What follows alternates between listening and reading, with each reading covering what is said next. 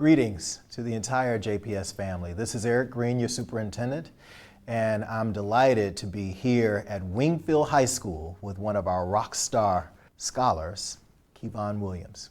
As you all know, in these monthly minutes, I try to say something that's encouraging and just helping us all to kind of bring ourselves up out of some of the challenges that we might be dealing with day to day.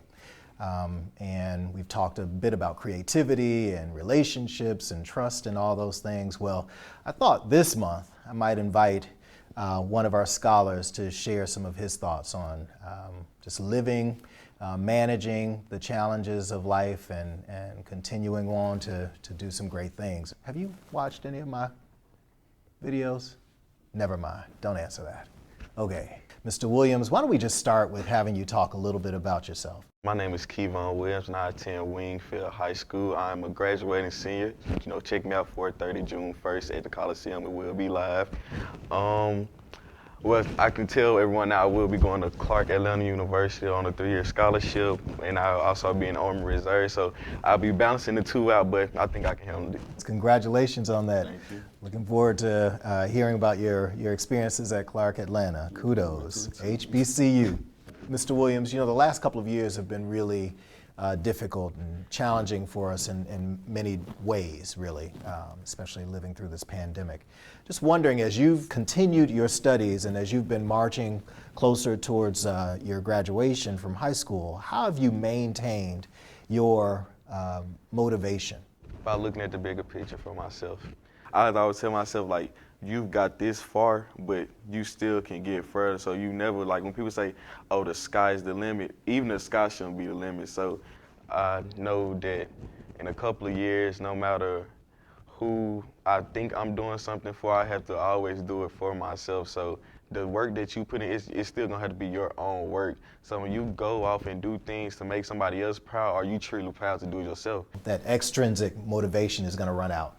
At some point, you've got to have some internal voice that's telling you, this is important, let me stick with it, let me hang in there. Because I always feel like you should do something that you're happy at doing. It's not about the money you're gonna be making, it's not about, oh, where you're gonna be traveling. I feel like it's about your own experience in it. So I tell myself, okay, this is something that I know I truly want to do. So of course I'm gonna put my all into it. School is my route. I told myself I was going to college, so I knew that I was gonna have to take it serious and I was gonna have to become accustomed to school.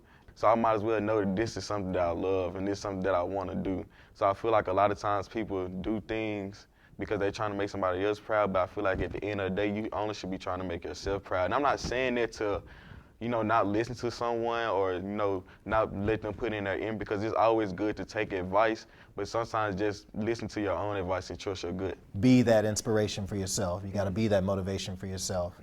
And making family and friends and doing things in the community, that's like icing on the cake almost, right?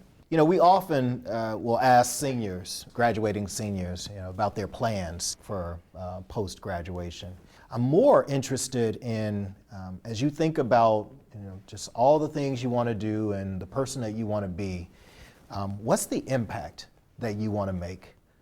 Just to always think about the stuff that you do, because it's a lot of stuff that you're going to put out there. Administrator here, Ms. Wallace, she asked me, like, who do I want to take with me when I do succeed? And honestly, to that question, I don't know who I want to take me. It's about who wants to come with me. Like, a lot of people going to be watching, even if you don't think they're watching, because trust me, they're watching. So a lot of stuff you post on social media, a lot of stuff that you say even in your classroom around certain people, they're going to be listening to that and they're going to be impacted by it, even if you think they're not. Yeah, and knowing in the end, you're going to be accountable for how you live and what you do or don't do. So finding that inner strength and motivation, I think that is important. A lot of times you have to tell yourself, okay, if I do this, who is this going to affect? If I say this, who is this going to reach, and how will it reach them? Will it be positive or will it be negative? So I feel like that's a lot of stuff you should take into consideration. You're your own individual. What I'm doing right now, it might not be for you. So with me, I'm involved with a lot of stuff in school. It's still your path. So go down the right path, at least go down the right path that I'm going down, but still make sure you make your own path at the end of the day. That impact and that influence on others. Sounds like that's a consistent kind of message in your life and how you're thinking about how you live your life. The good thing is, brother, you've got a little bit of time. You got to take it from someone who's clearly middle-aged. You got a little time. Can't say it. I think you go here. All right. I'll take that. I'll take that. Well, listen, it's been wonderful chatting with you, and I'm very proud of you. Excited for where you'll go in your career and where you'll go in life. And we're just greatly appreciative of the mark that you've left here at Wingfield and here in JPS, and wishing you nothing but great success. This has been our monthly minute. I'm your superintendent, Eric Green. Be well.